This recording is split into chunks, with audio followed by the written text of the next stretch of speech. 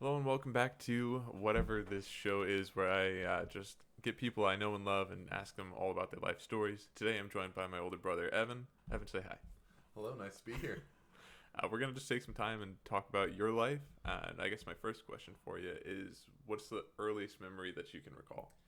Yeah, so I was thinking about this one, and I think the first memory that I can recall clearly, those memories probably come from our family trip to Disney World. Hmm. If you've listened to a previous episode of this podcast with Sierra, you might recognize a little bit of this. But I don't remember telling it. She might have. I was about 3 years old at the time because I know, Foster, you were still in a stroller Right. that I consistently stole. I know that I was there, but that's it. Yeah, so I have some vague recollection of existing before that, Hmm. but no clear memories that can really come into focus. Right.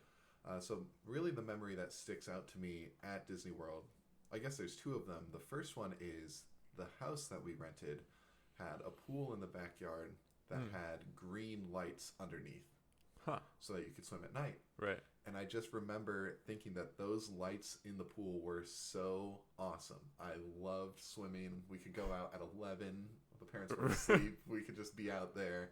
You were what, like three, Like four? three, Right. yeah. Yeah. And I remember that sticking out.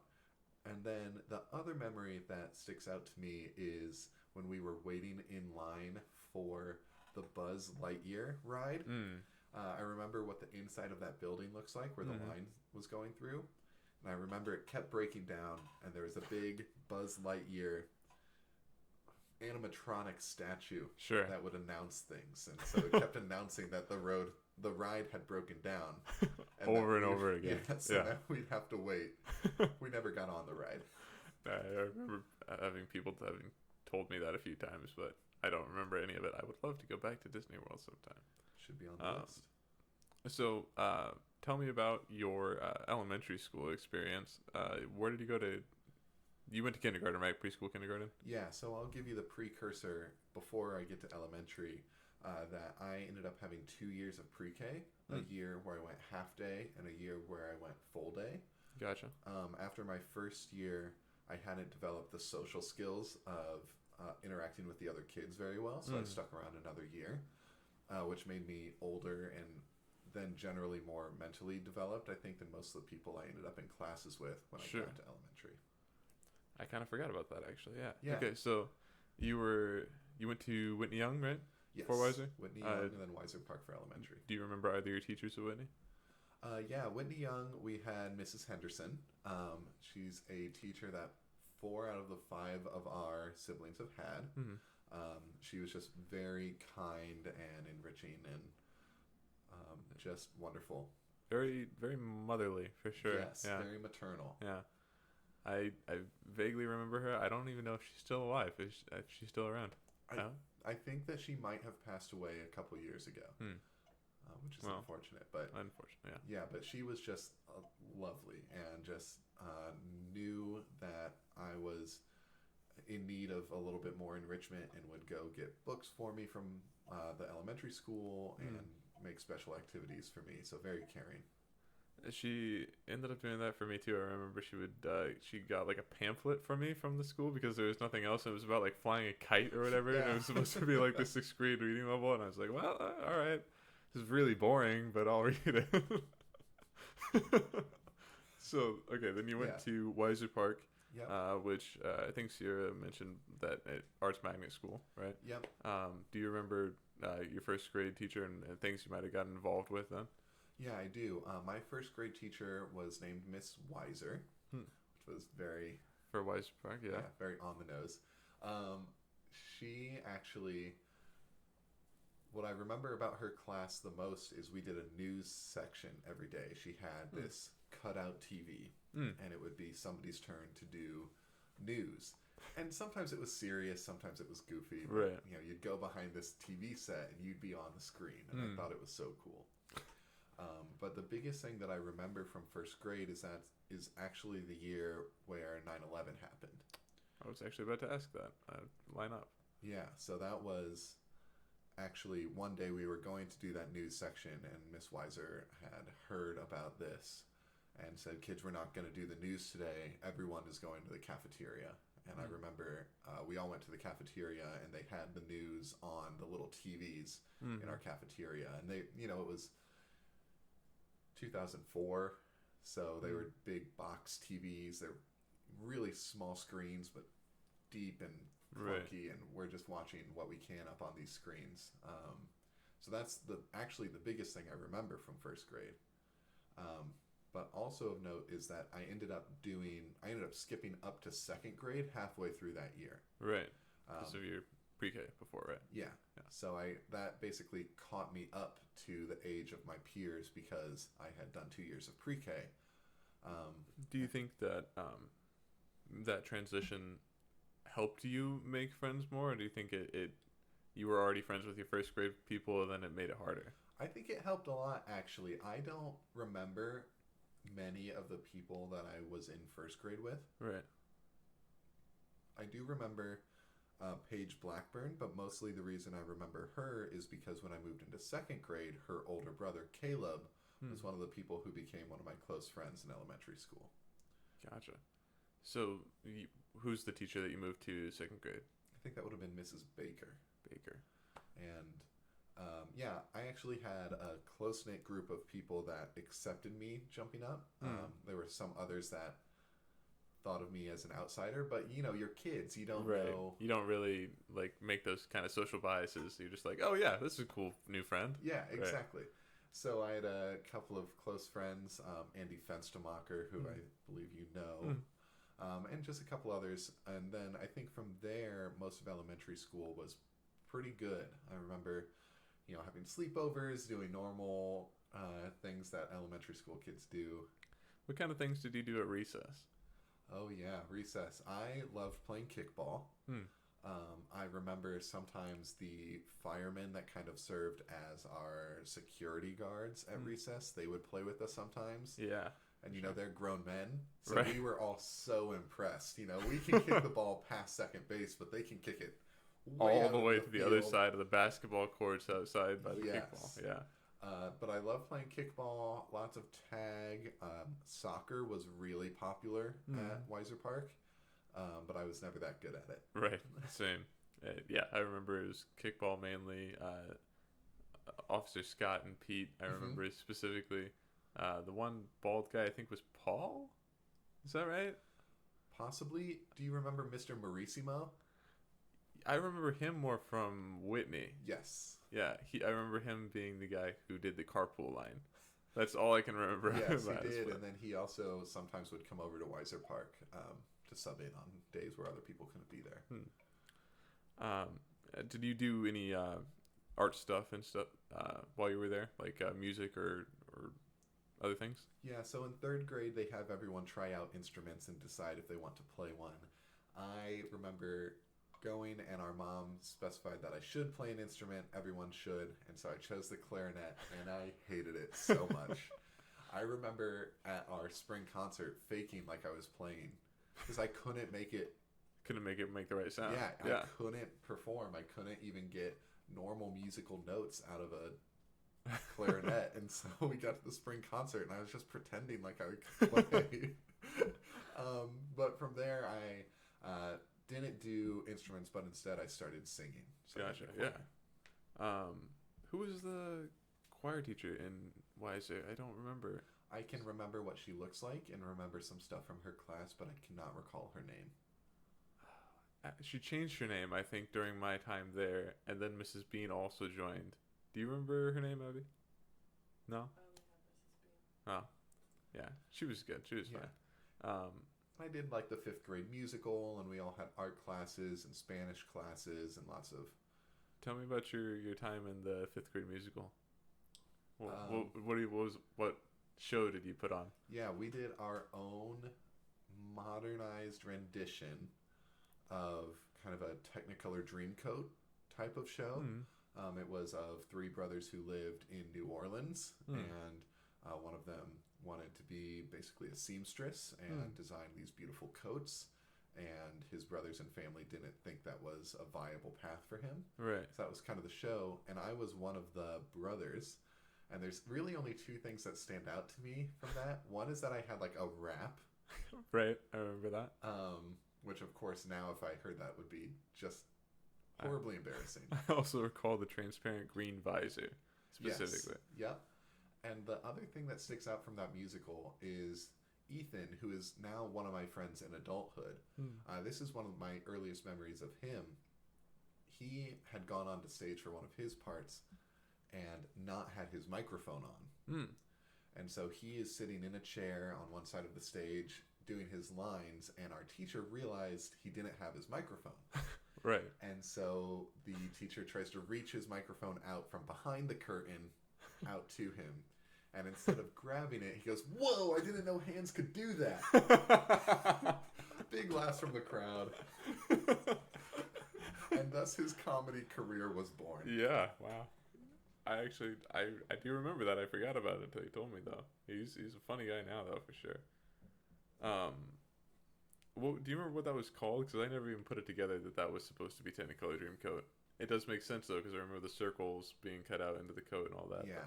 I can't remember what it was called, actually. I know it was original and written by one of the teachers at the school at the time. Was that Bruce Hancock's original? No, it was the other arts teacher. He had the sideburns. Hackbush or Thompson? Hackbush. Mr. Hackbush, yes. Right, okay. Yeah, so that was the end. For us, our elementary school ends at 5th grade, so that would kind of be the culmination for me. So you moved on to Memorial Park, right? I did.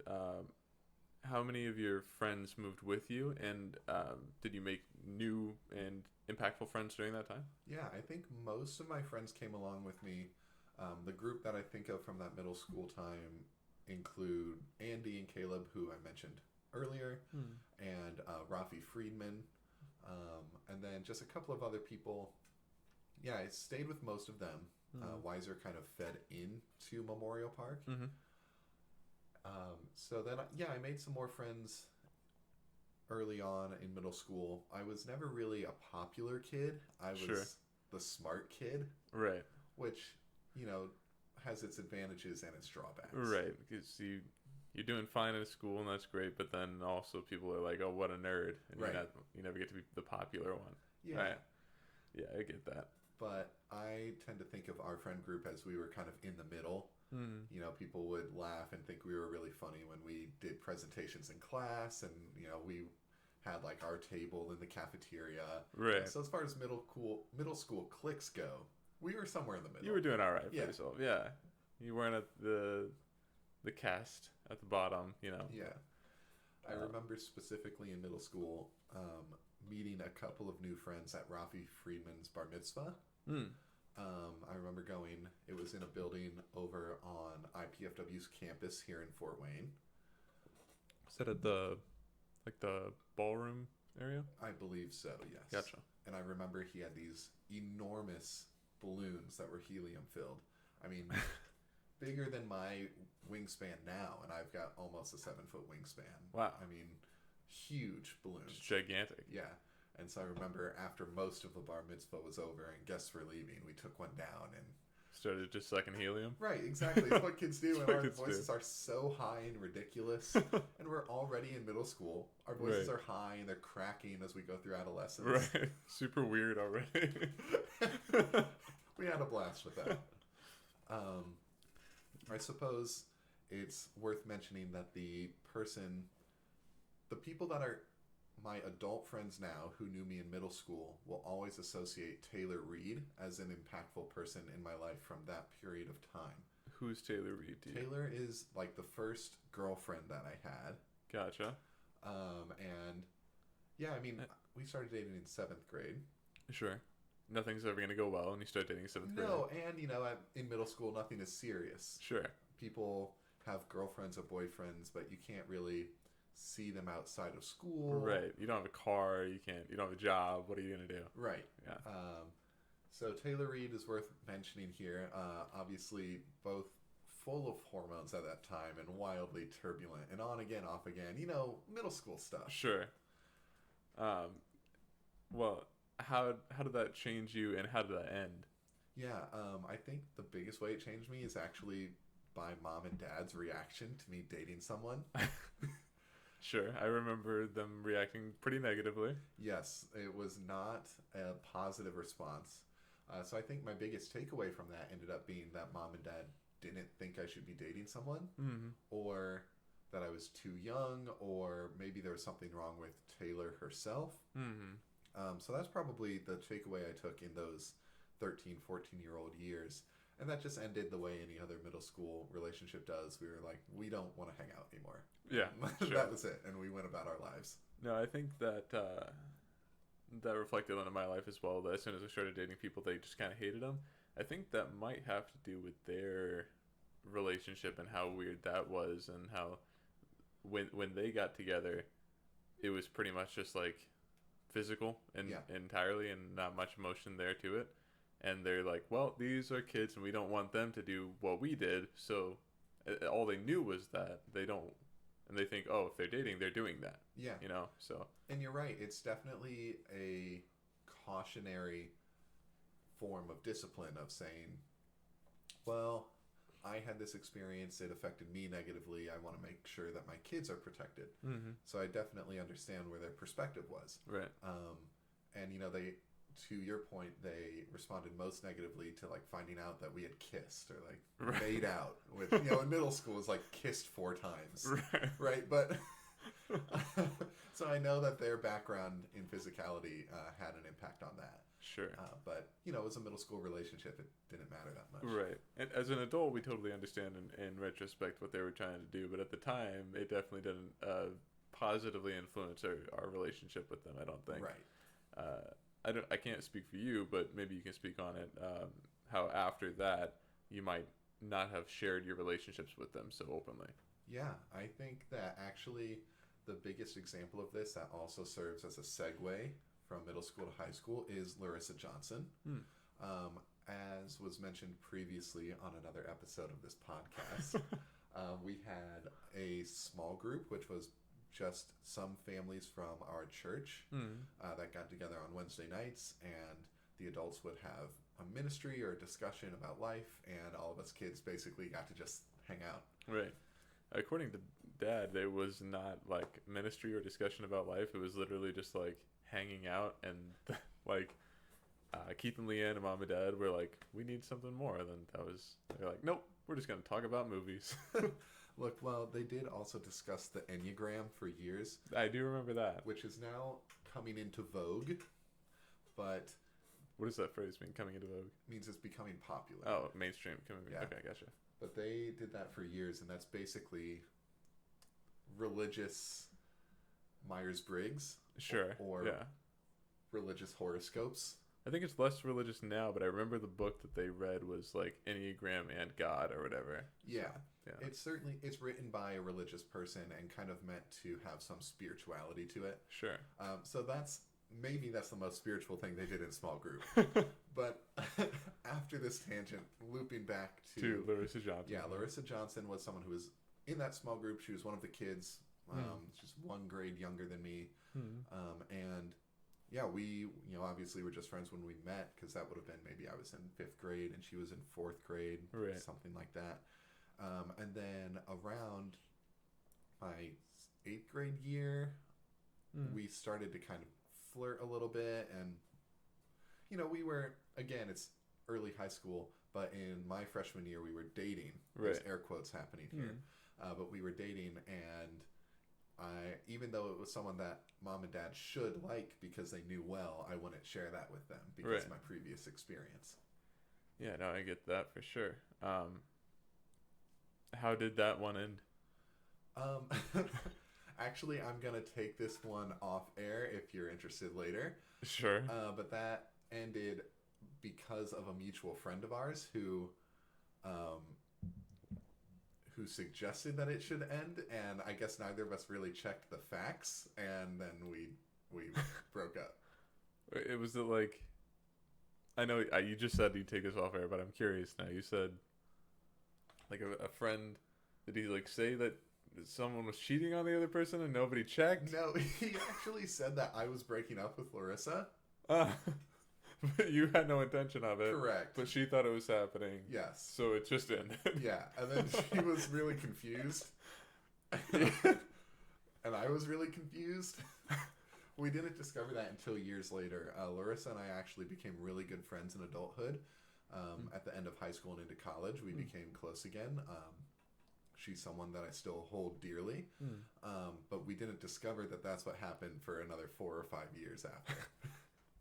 Awesome. Are you still friends with that other person? Because I wouldn't be. No. But not for that reason. Okay, well, all right. So that kind of does transition. Well, first, let me ask you: did you continue your arts stuff in middle school? Were you in choir still at that point? Yeah, I did show choir at middle school, which made me. It only amplified the nerdness. Sure. Because now I was both a nerd and a choir dork. I really Right. wasn't doing great for my brand. Oh, tell me about some of the fun experiences you had in show choir, though. Yeah, show choir was so fun. I always had a good time there. We would go on these bus trips to our competitions. We put on a big singing and dancing show, and so we would get on a bus at 6:30 in the morning, and we'd drive a couple hours in a school bus to our competition and just kind of hang out all day, do the competition. These happened, actually in middle school, these happened Friday nights. Yeah. So I should correct, we would, after school, we'd leave and we'd Right. go. And we'd have this great performance, and sometimes the show would end at like 11:30, midnight. So it was cool. Way past your bedtime. Yeah, we got to stay up late for this awesome event, and it's just a bunch of middle schoolers from all of the other schools. So you got to know people from schools you would never go to and really socialize. I must say that is a horrible thing to put all of the weird, nerdy middle schoolers in one place together and make them think it's normal. Yeah, there were so many hormones. Like, there was no business doing that. But I actually did continue in show choir into my freshman year of high school. So in 9th grade, and this is another area where you might see some overlap with Sierra's stories, because her and I were in show choir together for 1 year. Yeah, so she had just transferred to Northside her junior year. She's 2 years right ahead of you.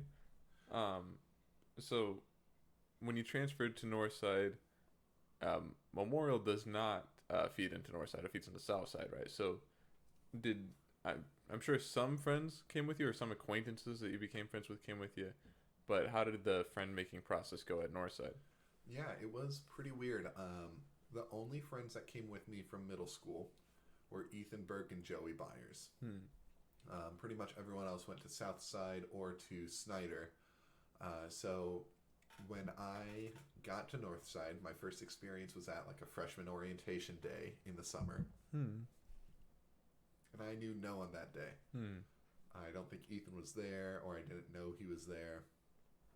And that meant pretty much the only person I knew was our cousin Chuck DeFord, who was the principal. Who's the principal, yeah. Yep, and they broke us up into small pods, so you had kind of a built-in group for that day. Sure. But then when I got to the actual school year, I felt like I knew no one. Right. Cut to second period AP Chem class, or I guess honors Chem at that time, and I sit down in my seat. Teacher starts talking. Ethan throws something at me from 2 seats behind. I look back, and there he is waving. He's like, "Hey!" So from there, Ethan was one of my closest friends, and Ethan is a social butterfly. Oh, for sure. So really what that did for me is I was able to just make friends with his friends. Yeah. And anywhere that he had a leg in, I had a leg in. Yeah, that is incredibly important, for sure. Having anyone like that at all, but also just having any other friend that you recognize familiar, in a new place is very important for growth, I think. Yeah. And I think that bond showing up there and only knowing each other is why we're still friends now. He lives in Chicago as well, which is where I live. And we don't see each other as frequently these days, but every time I see him, we'll stop and talk, and we get together every once in a while still because of that. Yeah, it's awesome. Yeah. Well, so then, what about Joey Byers? When's the last time you saw him? I haven't seen him for over a year. Joey was another friend I went to middle school with. He's a little bit erratic,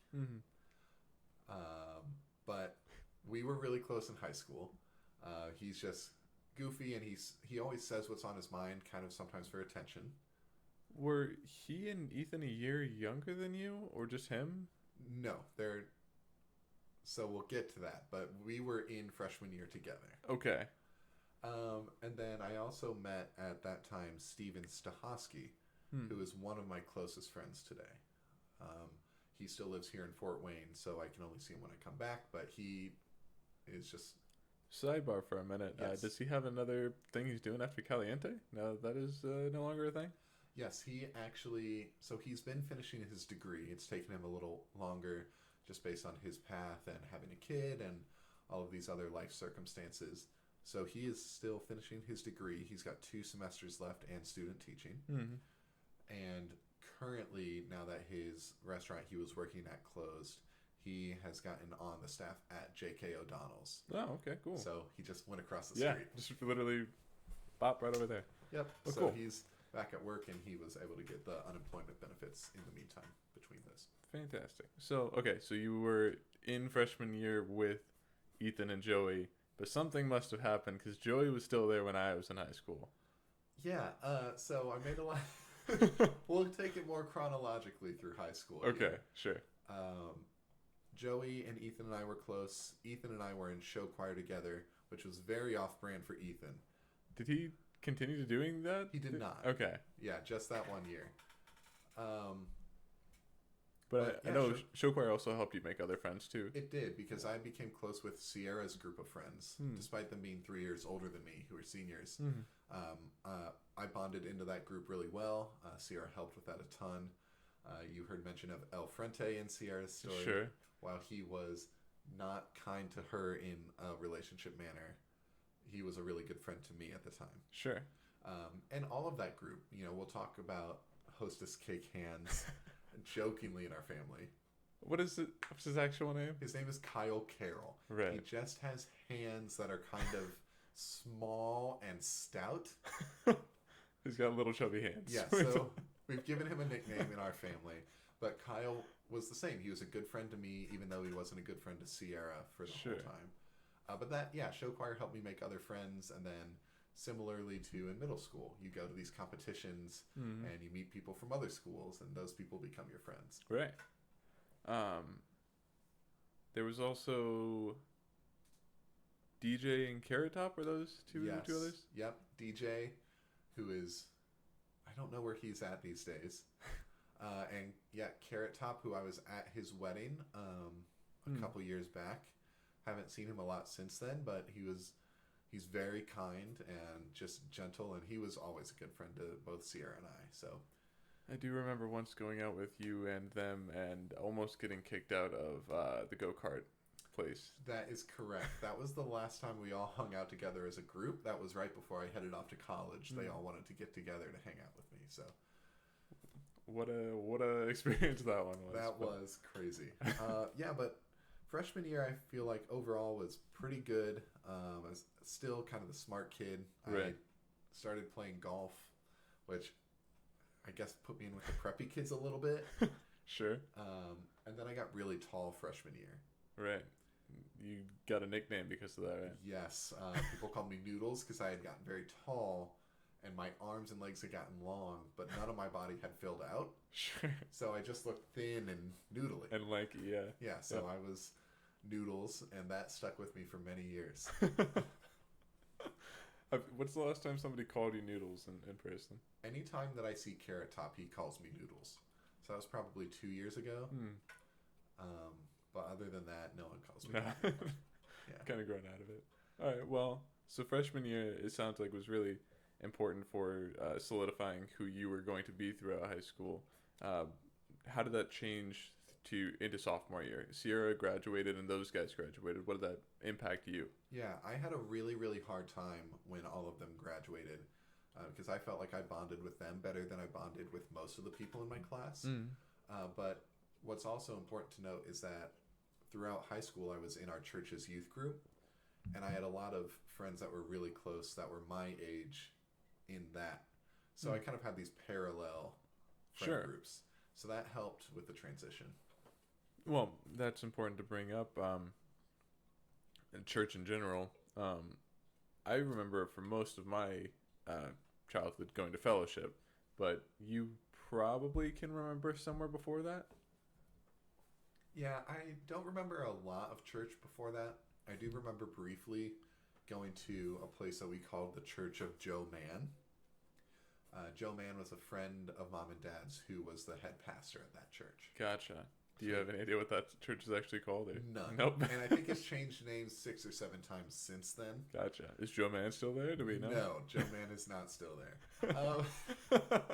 Yeah, so I briefly remember the Church of Joe Mann, but then most of my life I remember going to Fellowship Missionary Church. Right. And I made some close friends there. So Fellowship was really good at youth in general. It had a large youth group, even from elementary and on. I remember fall mini camp was super fun. Tell me about some of the experiences you had there. Yeah, so fall mini camp was a camp for kids between 3rd and 5th grade, and I 4th to 6th grade. As soon as I became a 3rd grader, just so everybody knows. Yes, actually, it changed the year that I was going to be in 6th grade. It became 4th to 6th, so I got a 4th year, and you got robbed of that year.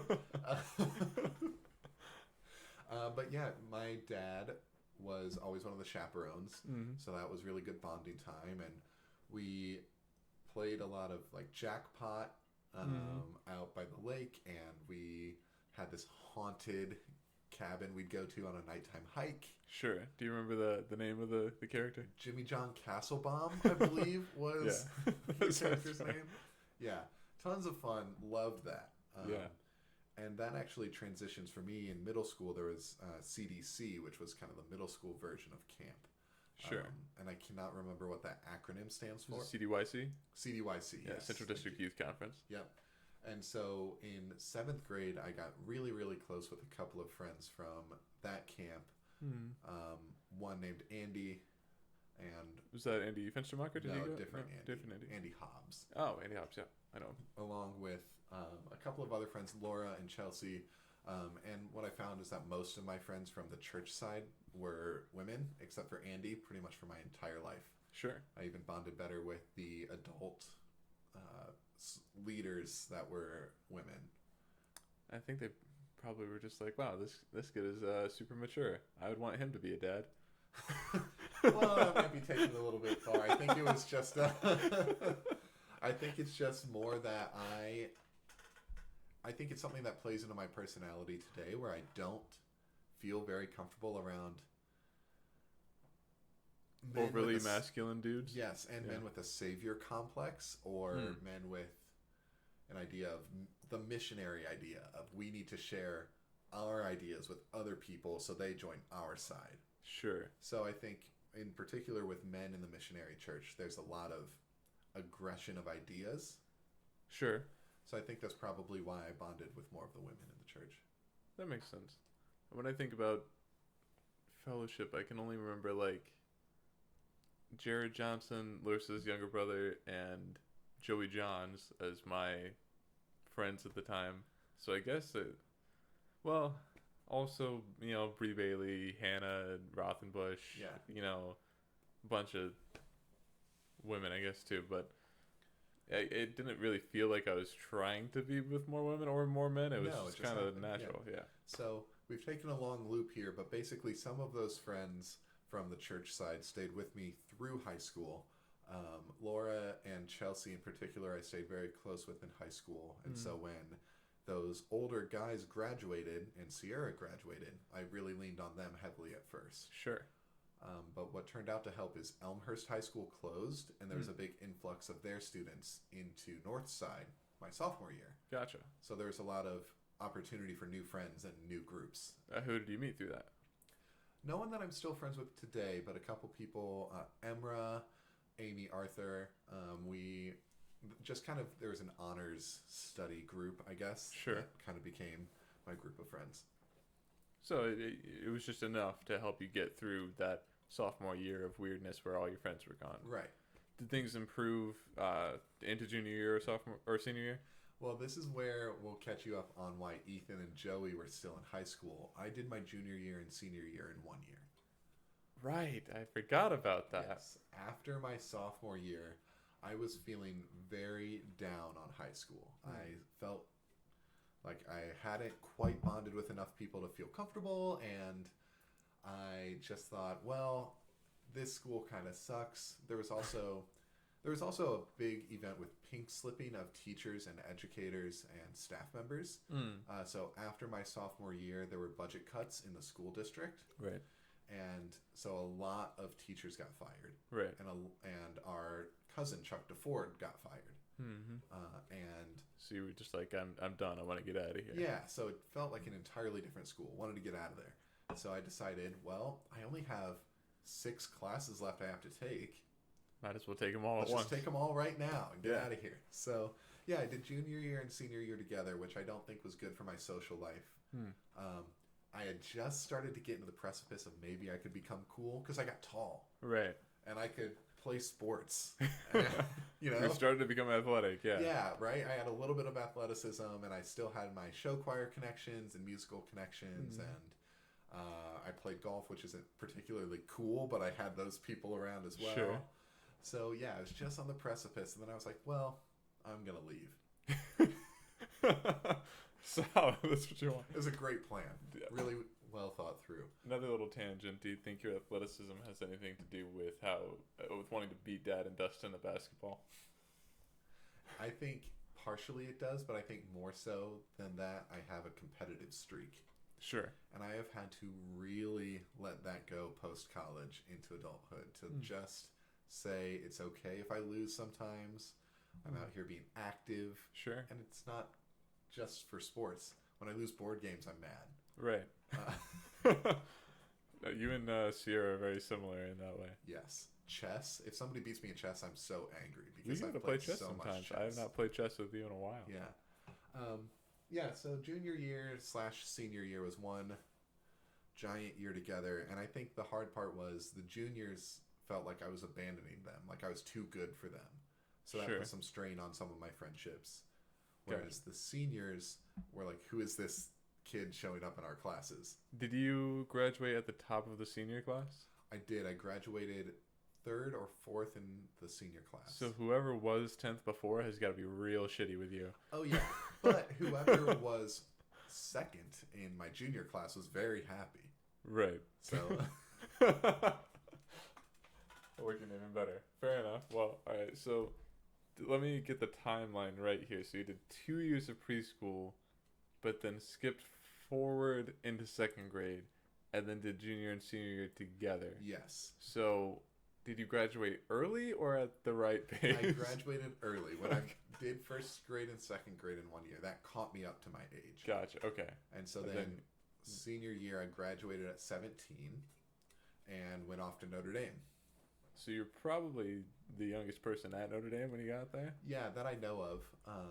Obviously, there's 8,000 undergrads at Notre Dame, so 2,000 in my freshman class. I couldn't know everyone's age. Sure, right. But of all of your friends, you were the youngest there. So, well, tell me about the transition into Notre Dame. How did that go? Yeah, so I guess the biggest factors here are the friends from high school to college. I really didn't stay close with many people. I still talked to Laura from my church group for a little while into college, and one other friend from high school. Her name was Casey, and then Joey and Ethan and Steven. So those were really the only people that kind of stuck around as I moved into this new phase of life. Sure. But they were really important to me. Right. So that summer, just hung out with them a ton. Went to Notre Dame, and I've always kind of looked a little bit older than I am. Sure. So, I get to college and no one's like, who is this child who's here with us? I just look like everybody else. Did you have a beard at the time? I had just scruff. Gotcha. Yeah. But enough that it didn't look like you were like a baby face. Yes. Baby face little bitch. Yeah, so I got there, and I don't think you'll hear me say a lot of positive things about Notre Dame on this podcast. Fair. But one of the positive things is that at Notre Dame, the dorm culture actually does help make friends. The dorms are single sex, which I think is negative and had a lot of impacts on the social life at the school. Yeah. But my hallway, basically you moved into a dorm and it kind of became your social life.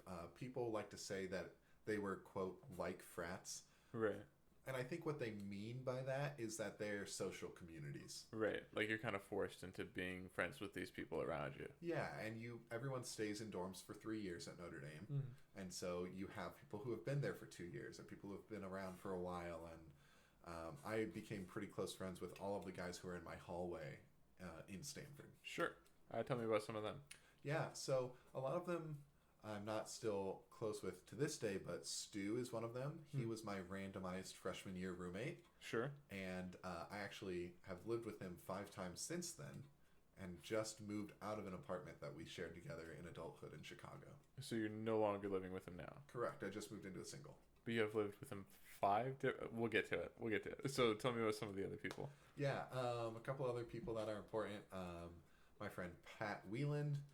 We call him Pat 1 sometimes, if you hear me say that casually later. Why do you call him that? Because we have another friend, Pat, who is Pat 0. Why not Pat 1 and 2? We're programmers. We zero index things. Okay, the gotcha. first one is 0. Even though I met Pat Wieland first, he became Pat 1 later on because there was a competition to see who would be Pat 0. Okay, gotcha. But yeah, he's a close friend still, and a couple other guys. Bobby was really close, and really the most important person I met in college was Abby Sipola. We were just thick as thieves. I mean, we were almost inseparable, and people always thought we were dating. And Right. Did you ever date? We had a brief moment of thinking maybe we should date. We decided not to, and then sometime later in college, I admitted to her that I had feelings for her, and that actually led to a really positive conversation about where she was at in her dating life. And we ended up having a really productive conversation about her sexuality and how she felt so secluded at Notre Dame and suppressed at Notre Dame. Sure. Because it does have some homophobia Sure. ingrained into its culture. Kind of the Catholic mindset, I suppose. Yes. And so then after we had that conversation, we were just the closest of friends for the last 2 years of college and then the first year out of college. Right. So she's certainly the most influential person for my college time. Awesome. Okay, so freshman year you met all of those. Were there any other important people that you met later on, or was it mainly those guys kind of stuck with you? Yeah, some people. I mean, I was talking with my younger sister Abby about this earlier. One of the things that's weird at Notre Dame is that there's this kind of nebulous party culture. Sure. Where maybe 1,000 out of the 2,000 freshmen were going to parties, but they were in people's dorm rooms. Right. And so you would just say, hey, I heard there's a party in Keo 405 tonight. Let's go there. You didn't have to know They couldn't have been that big, right? Like the dorm rooms? They weren't that big, but there were parties with like 50 or 60 people. Shoved into a single dorm room? Well, some of the dorms had like a common space or 2 rooms connected by a bathroom. Sure, like a suite. Yeah. Gotcha. And others were more just traditional dorms. Okay. Yeah, but it was weird because you would meet people through those parties that you wouldn't otherwise meet. Right, and that you didn't really know them for a while. You might show up at the same party as them a couple of times and then you'd get to know them. Sure. And that's just kind of how people made friends. It was like that and your dorm and people in your classes for your major. I mean, yeah, that makes sense. So how did the party culture influence you? I mean, I don't think I handled it responsibly. I was 17. I showed up at college and was just like, cool, I'm going to drink. Like, I don't know what I'm doing. Sure. Had you drinking at all before that? Not really. Only once on a college visit to Northwestern. Gotcha. So, lots of party culture. You made some friends. You're not handling it responsibly. I'm going to ask you that. I know it led down not a great path, but I want to have you explain it. What happened with all the drinking and stuff? Yeah, I ended up hospitalized with alcohol poisoning. Was that in your freshman year? Or was that? Yeah. Okay. And ended up needing to sell my car to pay for the bills. And for off and on through college, I would go through 3 or 4 or 5 months of deciding not to drink. Mm-hmm. And then because it was so prevalent and pervasive, I would start drinking again. Sure. And I actually am a proponent of responsible drinking and healthy relationships with alcohol, but in my college years, that's not what it was. Right. It was just drinking because everybody's doing it and you want to look cool and you kind of like the way it feels and you just do it. Yep. Right.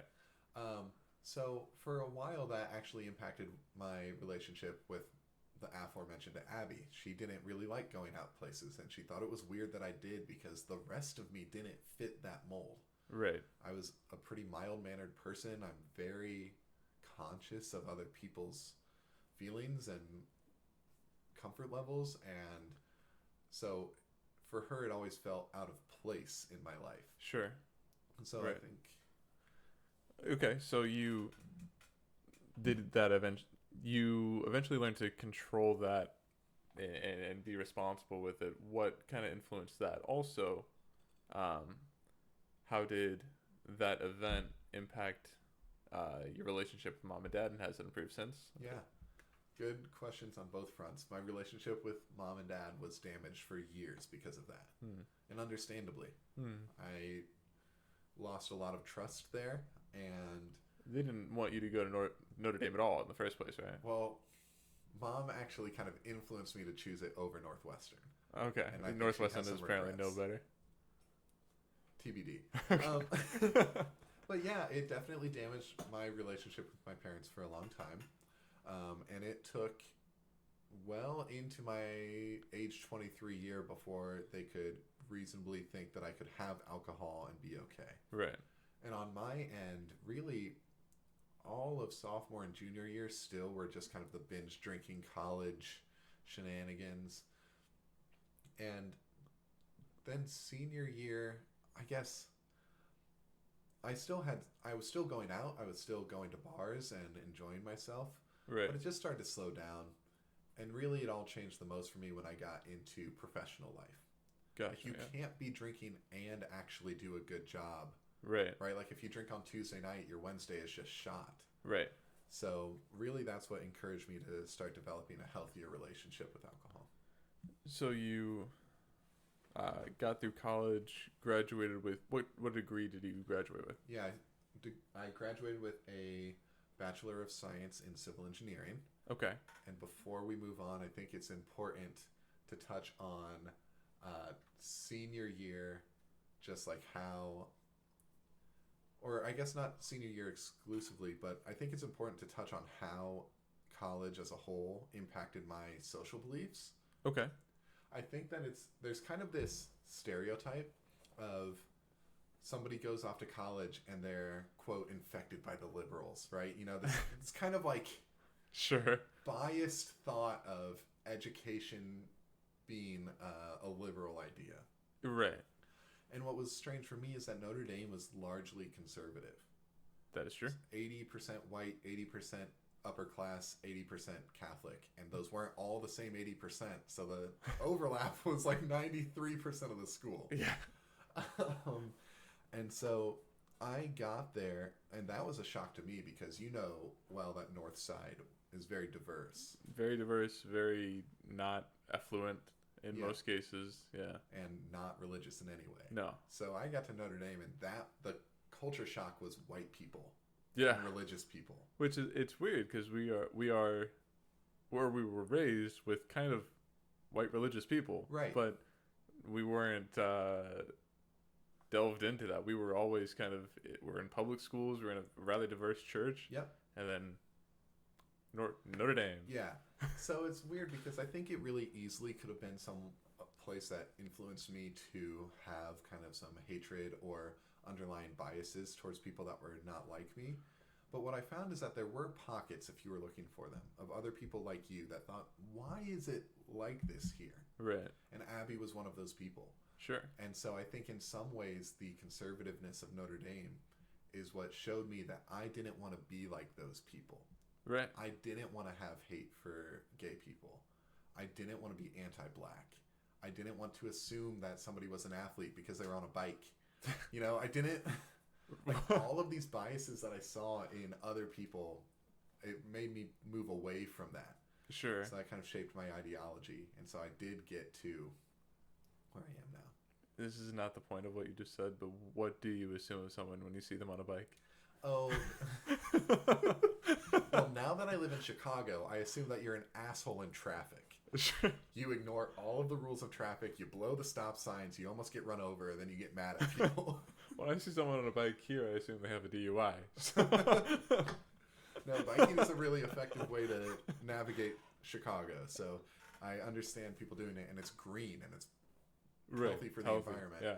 But also obey the rules of the road, please. Yeah. Okay, so yeah, that totally influenced how you think about the world and our social system, and you then took that into your adult working life. Where did that start? Where did you find your first job? Yeah, my first job was actually the same place that I interned the summer between my junior and senior year, which was MTH Industries. It's a construction management company. Gotcha. And What do you do? Yeah, my job was basically to manage the logistics of construction sites, ordering the supplies, making sure they'd be there on time, making sure we had the appropriate staffing, budgeting, stuff like that, which is a pretty common field to go into starting off out of a civil engineering degree. Sure. And if I remember right, this could be the wrong job, but you didn't really like the culture there. Is that right? Yeah, I ended up leaving there after about 8 months because it was a lot of old-fashioned white men. Sure. You know, as you might think of the construction industry, Mm-hmm. you know, people who have been there a long time, who are a little bit stubborn, Right. don't want a young person telling them what to do. That are not explicitly trying to be that way, but you can tell I have been raised in that tradition. Yes, and so there were many conversations that I felt like were inappropriate, and I had raised them to our CEO. He was very accessible, which was good, and our CEO generally, I think, believed in the same things that I did, Right. but was unable to tell people that they needed to change. Right. So really the one that changed everything is I was dating a girl at the time named Clarissa, and she was bisexual, and there was a conversation that happened at work because one of the female project managers from another company was bi, or it had been rumored that she was. Right. And instead of focusing on the work that she was doing, there was a conversation among some of the older men about her, quote, swinging both ways, or there were some other slurs thrown out. Sure. And so that was the one where I went to the CEO again and I said, this can't keep happening. Like, I've told you so many times. Right. And he said, well, I'll talk to him. And then about 2 weeks later, they kind of had the same conversation again. Right. And that's when I decided that that culture was just too pervasive and too toxic to be changed. It wasn't going to change. Too permanent. Yeah. And I had heard from other friends who had gone into the construction field as well, friends from college, that they were having similar experiences. Right. So I knew it wasn't just going to be the company. I knew that's kind of an industry standard. Okay, so you got out of that job and you decided that industry is probably not for you. What did you decide to do? Yeah, I went ahead and went to a place called Dev Boot Camp, which teaches people how to code. And, I really was drawn to that for two reasons. First, because I love the coding projects we did in college. And second, because this particular program said, hey, we know that development and software has its own problems with diversity and inclusion. Sure. But we're going to teach everyone who comes through here to be a holistic person. Not just about diversity, but like, let's teach you the soft skills so you're not a stereotype of like a nerdy behind your computer developer. Sure. Let's teach you how to get a job in the software field. It was very holistic. That's awesome. So I loved it. I went to Dev Boot Camp, made some really great friends there. It was 18 weeks. Maybe I should do Dev Boot Camp. Yeah. Well, it's gone now. They actually went out of business. They were owned by a larger company, a financial investment firm. Gotcha. And it wasn't profitable, so they just shut it down. Oh, that's a shame. Yeah, but it was fantastic. Ravi is one of my close friends from there. I still see him all the time. It was a blast. It was kind of like adult camp a little bit. Sure. It was 80 hours of work a week. Right. But but it was fun. Yeah, it was great, and we're all bonding and commiserating, and forging our friendships. Yeah. Yeah. Yeah, that's super cool. So you got licensed as a coder in some way? I mean, it's not really a licensing, but it was just a You have the knowledge. certificate of knowledge, basically. Gotcha. And I ended up getting a job at a company called Intercom. What did you do there? I kind of had a hybrid development slash support role. Okay.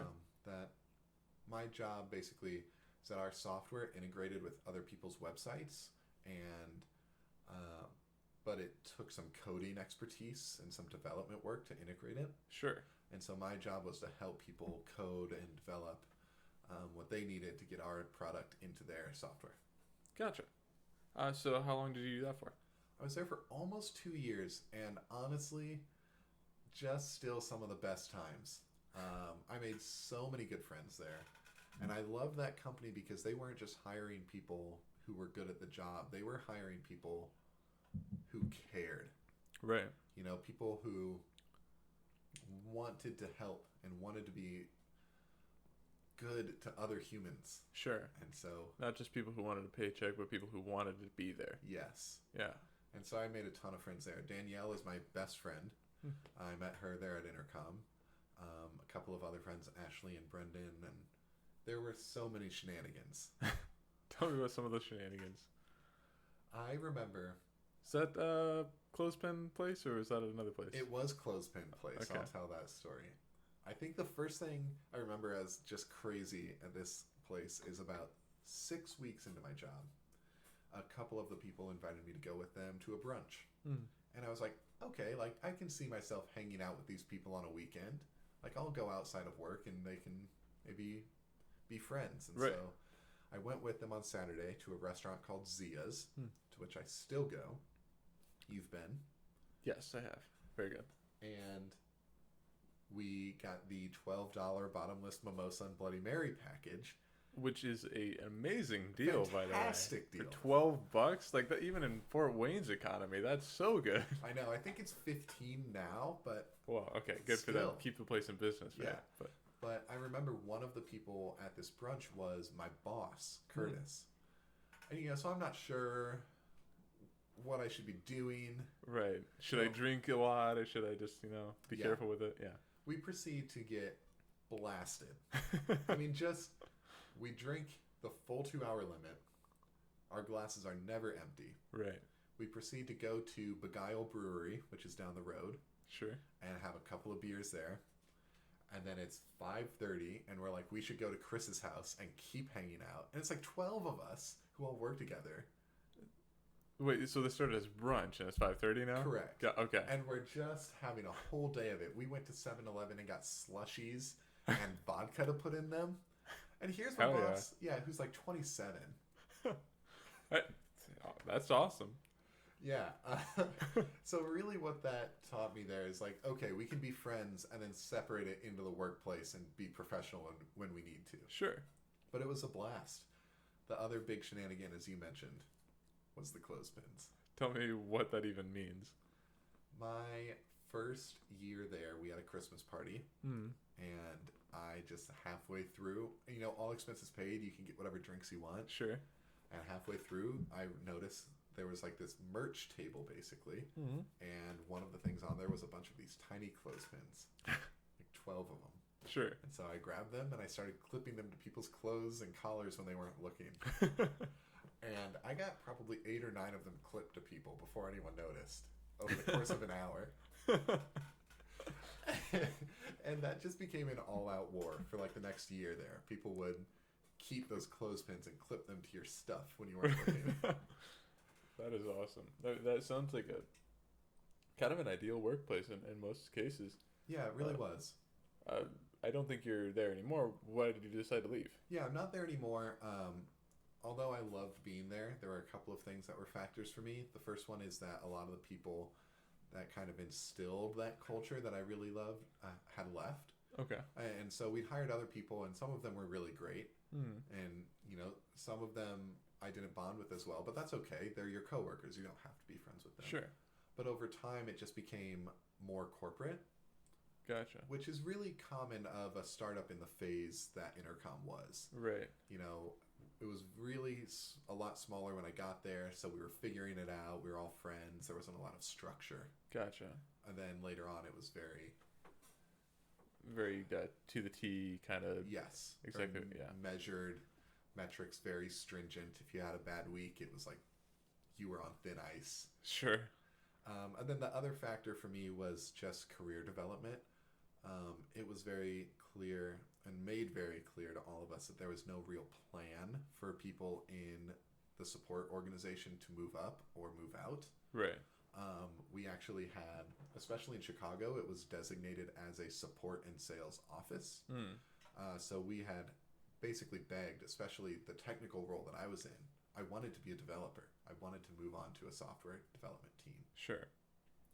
And they were like, well, we're not moving any of those roles to Chicago. And so you would have had to move away from Chicago. And they wouldn't pay relocation fees for us to move to another place.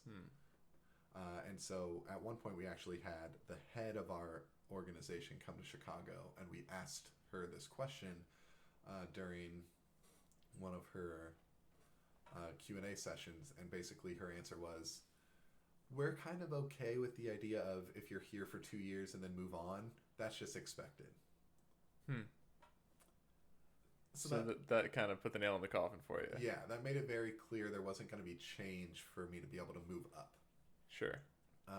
So now I moved to a company called Seismic. I don't think I mesh quite as well with the culture there, but it's fairly similar, and definitely feel like I've got some moving opportunities. Awesome.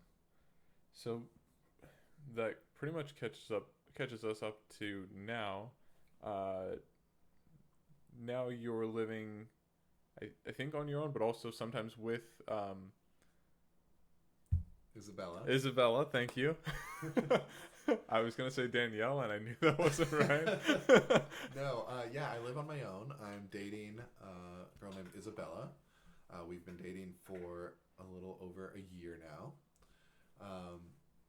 So it's kind of interesting. I know once we got out of college, we focused mostly on my professional life, which I think tends to be how I tell my story to people, because it's normally at networking events or sure, it's what you do after school, you know.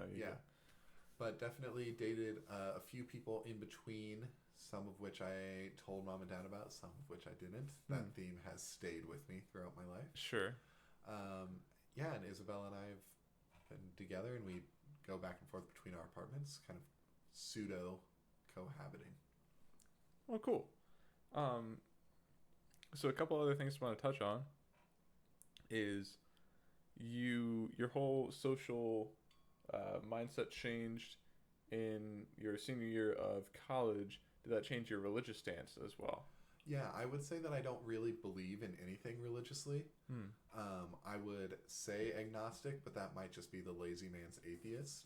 Sure. Well, are you particularly against religion, or do you just not believe in it? I have not met a single religious person that agreed with me on anything. That doesn't mean I'm against the religion itself.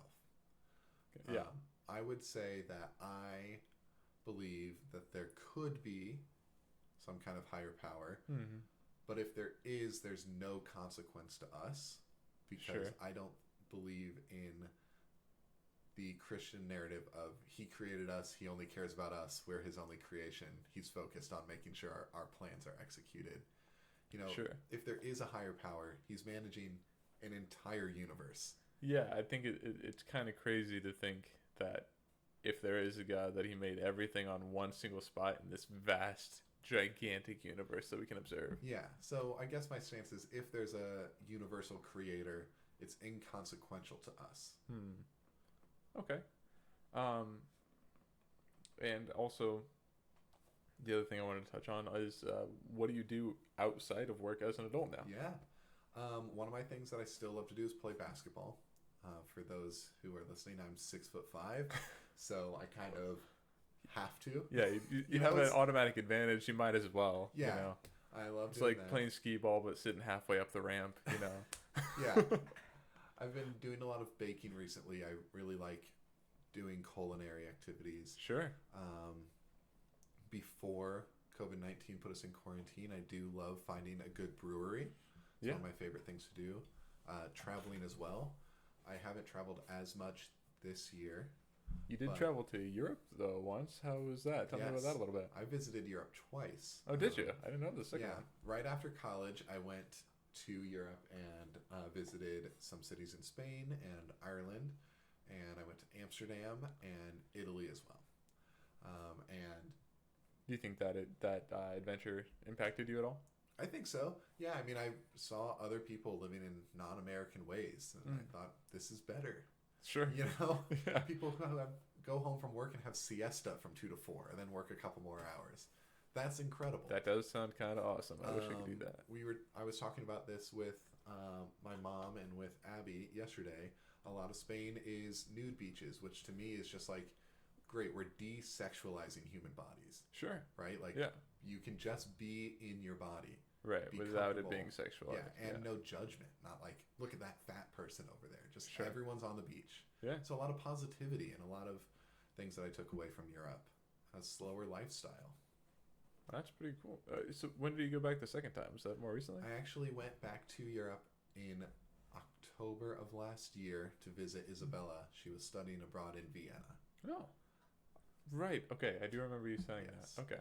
So I went to Vienna for 5 days. It was a whirlwind. I was so tired when I got home. Yeah, I think that's valid. Do you think that positively impacted your relationship with her though? I do, yeah. I mean, what can be more of a message of commitment than I will come across the world to see you? Absolutely. Totally agree. But yeah, traveling just even in the States is something I really love to do. In 2019, I went to, 2018 and 2019, I went to New Orleans and Denver and Portland and Atlanta. And I've been up towards Milwaukee and there's a couple other cities that surely I'm forgetting. But all over the place. Yeah, I would love to have that level of experience. I don't get to travel quite as much, but we'll get there for sure. Yeah, well, hit me up. We'll go on a group trip. We should do it. I've got an office in San Diego for my company, so I can expense that and go out there. San Diego. The translation is lost in lost in time. For sure. Pretty sure it means Saint Diego. No, that can't be right. Can't be right at all. Okay. So that kind of catches us up to now. So I guess I've got a couple more questions for you to wrap this up. What do you see for yourself in your future, 5 years from now and 20 years from now? Yeah, so I always say to people that I still don't know what I want to be when I grow up. Sure. You know, I'm 25, but I don't think anyone has it figured out at 25. No. When we're young, we look up to people that are my age and think that they have a plan or Right. they figured life out. Right. Especially for us because our parents were so young. Mm-hmm. I mean, they would have been 24 when they had me. Right. So, And that's the fourth kid at that point. So you're like, they must have something figured out. right. So I think we always, Third kid, sorry. I'm yeah, fourth. we always project that adults have their life figured out by now. And I'm 25 and I'm working a good job and have a good apartment, but I don't know. I want to move to Portland next summer. So that's one thing I see in my future. Sure. 5 years from now, I would love to be, managing people that are in the role that I'm currently in. Mm.